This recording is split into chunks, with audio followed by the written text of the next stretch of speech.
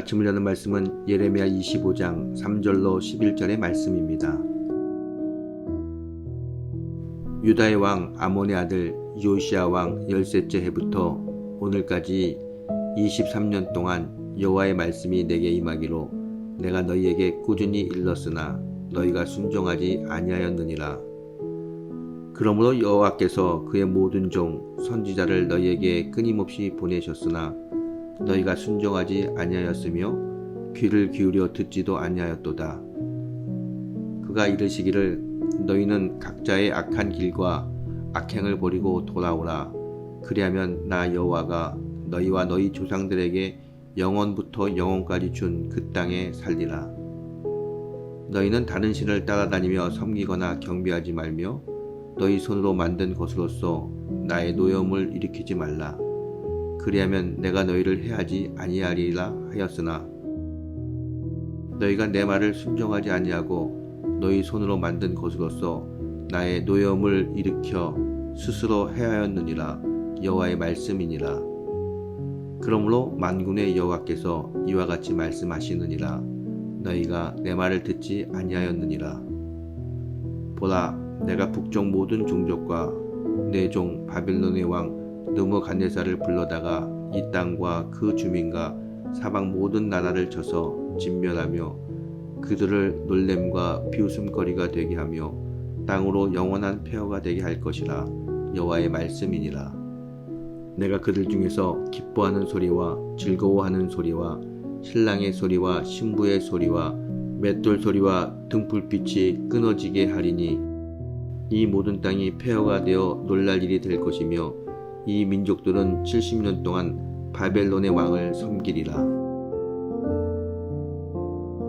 예레미야 25장에서는 유다 백성이 하나님의 징계를 받아 바벨론의 포로로 잡혀갈 것에 대한 예언을 말씀하고 있습니다.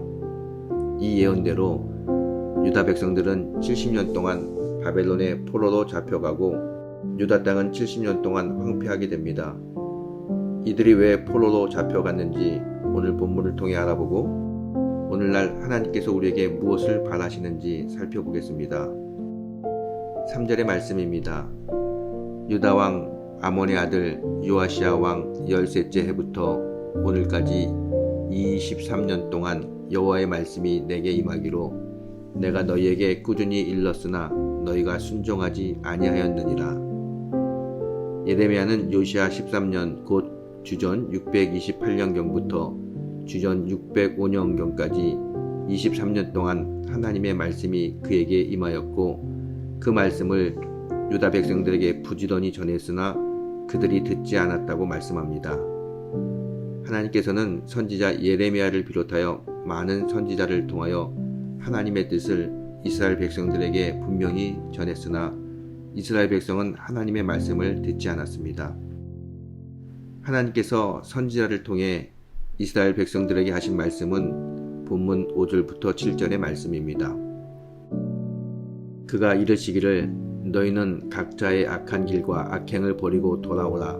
그리하면 나 여호와가 너희가 너희 조상들에게 영원부터 영원까지 준 그 땅에 살리라. 너희는 다른 신을 따라다니며 섬기거나 경배하지 말며 너희 손으로 만든 것으로서 나의 노여움을 일으키지 말라. 그리하면 내가 너희를 해하지 아니하리라 하였으나 너희가 내 말을 순종하지 아니하고 너희 손으로 만든 것으로서 나의 노여움을 일으켜 스스로 해하였느니라. 여호와의 말씀이니라. 하나님께서는 이스라엘 백성에게 악한 길과 악행에서 돌이키라고 말씀하셨고 또 다른 신들 곧 그들이 손으로 만든 것들을 섬기거나 숭배하지 말라고 말씀하셨습니다. 하나님을 경외하는 것은 하나님의 말씀을 듣고 순종하는 것입니다. 하나님의 말씀을 듣지 않는 것은 하나님을 경외하지 않는 것이며 하나님을 무시하는 것입니다. 결국 이스라엘의 이런 행동 때문에 하나님은 노하였고 하나님의 징벌이 이스라엘에게 임했습니다. 11절의 말씀입니다.